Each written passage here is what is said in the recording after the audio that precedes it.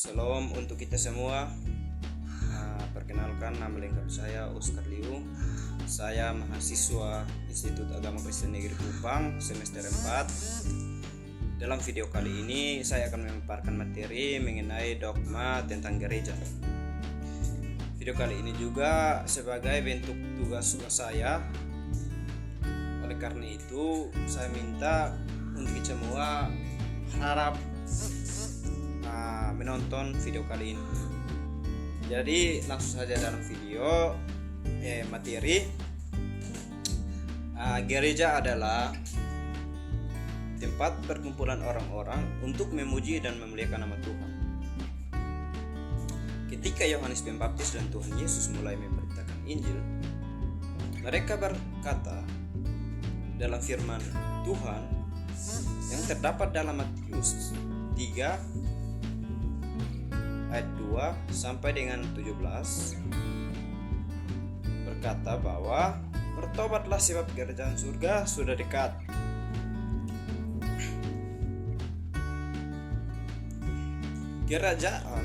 Kata kerajaan dalam kata bahasa Yunani adalah Pisileia yang mempunyai dua arti, yaitu kekuasaan raja atau daerah yang dikuasai. Raja itu jadi ungkapan kerajaan Allah. Pertama-tama berarti pelaksana atau peralisisian kekuasaan adalah sebagai raja.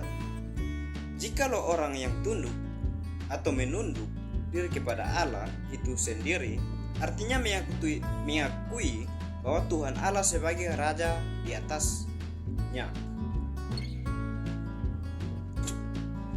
Hubungan gereja dengan kerajaan sorga, perbedaan antara kerajaan sorga dengan gereja dapat dikatakan demikian.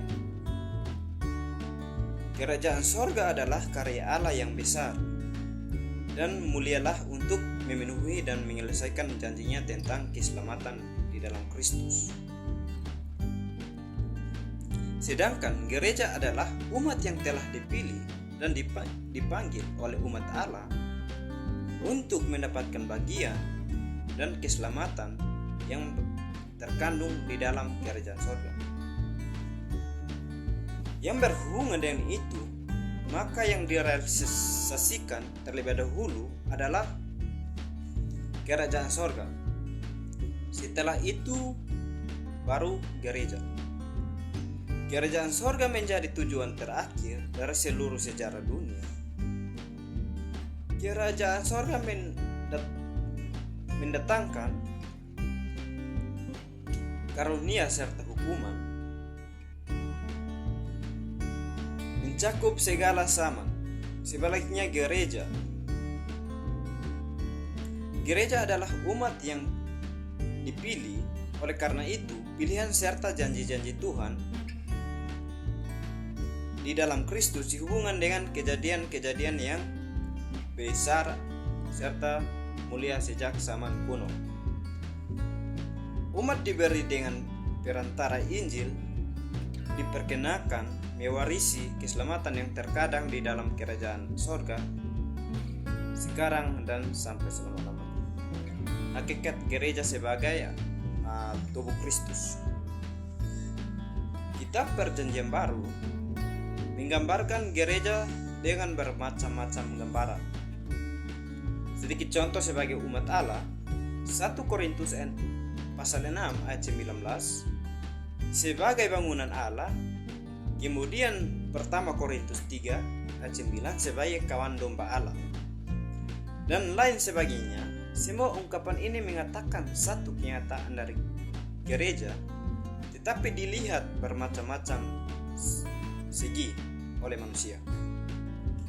Gereja mewujudkan suatu persekutuan yang baru yang bukan terdiri dari banyak anggota di dalam persekutuan itu.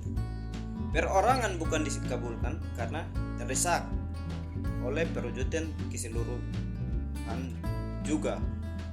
Perorangan bukan juga dipisahkan atau disingkat dari yang lain, melainkan dibebaskan dari sikap sifat yang kurang baik.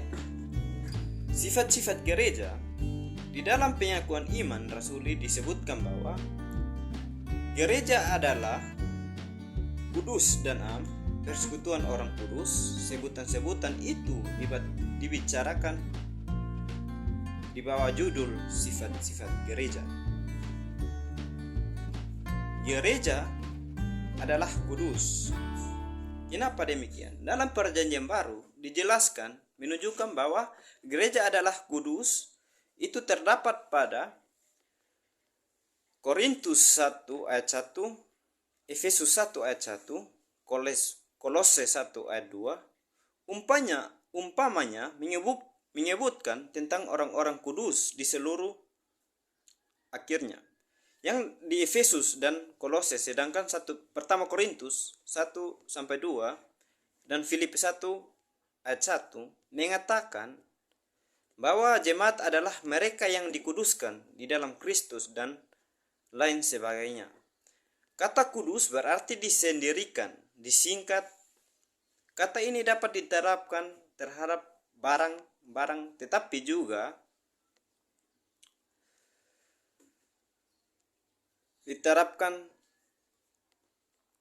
terhadap manusia. Jadi manusia tidak bisa mengasingkan diri untuk tidak bergereja. Sekian dari video saya. Mohon mungkin dari video saya kurang bermakna atau kurang kata, saya mohon maaf. Terima kasih. Salam untuk semua.